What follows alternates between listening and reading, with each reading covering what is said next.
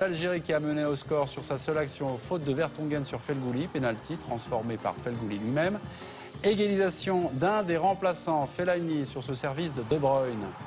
Enfin, but de l'autre remplaçant, le but de la victoire, Dries Mertens. La passe est de Hazard. Hazard, on en reparle dans quelques minutes. Mais pour l'heure, on parle de l'Algérie avec un chiffre dans cette rencontre. 3, c'est le nombre de tirs tentés simplement par l'Algérie.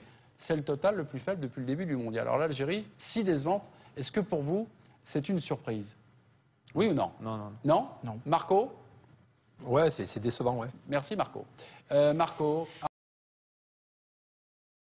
vous êtes surpris, enfin pourquoi vous êtes surpris par la faiblesse de cette équipe algérienne? Parce que l'Algérie nous a habitués sur quelques matchs à très bien jouer au ballon. Ils ont des manières de ballon. Je n'ai pas compris certains, à Lilodzik, ses choix.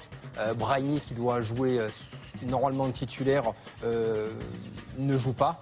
Les derniers matchs amicaux, ça a changé à chaque fois. Ça n'a jamais été les mêmes joueurs.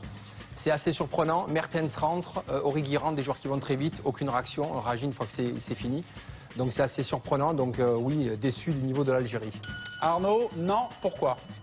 Non, parce que voilà, ils étaient passés complètement au travers du mondial précédent. Ils n'ont pas été très bons non plus lors des matchs, même ils se sont qualifiés, c'est pas non plus, ils n'ont jamais été largement au-dessus du panier. Et moi je connais assez bien Ali Lodzik, c'est un joueur qui étudie beaucoup ses adversaires. Donc là il savait très bien que face à la Belgique, qui est a priori la meilleure équipe de la poule, il fallait défendre à tout prix. Donc il a donné des consignes en ce sens et ça a failli passer, ce qui est assez inquiétant aussi pour les Belges. Mais de l'Algérie on ne peut pas en attendre grand-chose. Ok, surprise, pas surprise. Chris, vous tranchez, Arnaud ou Marc? Arnaud ou Marc? Arnaud. Arnaud, ok, pourquoi? Parce que tu ne peux pas défendre 90 minutes contre une équipe comme la Belgique, qui la première mi-temps n'était pas bien, mais la deuxième mi-temps, quand tu trouves un Hazard bien, qui a monté, et en Coupe du Monde, ils ont eu de la chance de marquer au premier mi-temps. Il ne faut pas défendre tout le temps. Ok. Johan Miko et Dave Apadou.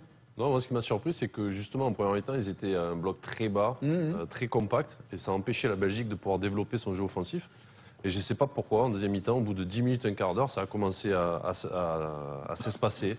Ils ont pris l'égalisation, et puis là, derrière, incompréhensible, ils prennent un but en contre. Donc moi, j'ai pas trop compris la tactique qui a été mise en place en seconde mi-temps.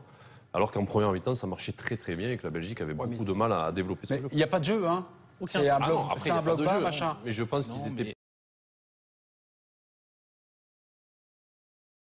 offensivement. Est-ce que vous avez eu, on va faire un peu de mauvais esprit, mais eu le sentiment de voir tous les clichés d'une mauvaise équipe de Ligue 1? On reste en place et puis pour l'utilisation du coaché par Ali Lodzik. Équipe surtout qui est déjà dans le calcul, c'est-à-dire le calcul c'était de prendre un point là contre la Belgique, et c'est de prendre les 3 contre la Corée. C'est très mauvais. Bien sûr, mais en attendant, je pense que c'était le calcul, c'est-à-dire de finir avec 4 points, et avec 4 points, tu as une chance de jouer. Je veux dire, c'est le petit poussé quand même dans ce groupe. Faut être aussi un petit peu lucide sur les forces de l'Algérie. C'est ça, oui. Il a peut-être des torts, il est peut-être très défensif, d'accord, mais il ne peut pas faire de bourrin des chevaux de course. Ok. Les joueurs algériens sont quand même globaux. Les Belges se sont peut-être un peu réveillés. Mais l'Algérie s'est retrouvée à être pris en contre-attaque. Alors que oui, ça sur le deuxième but, mais pas avant. Oui, mais même avant, il y a eu des ballons qui dans le dos de la défense. Mais Johan, pour vous, votre lecture, c'est il fallait.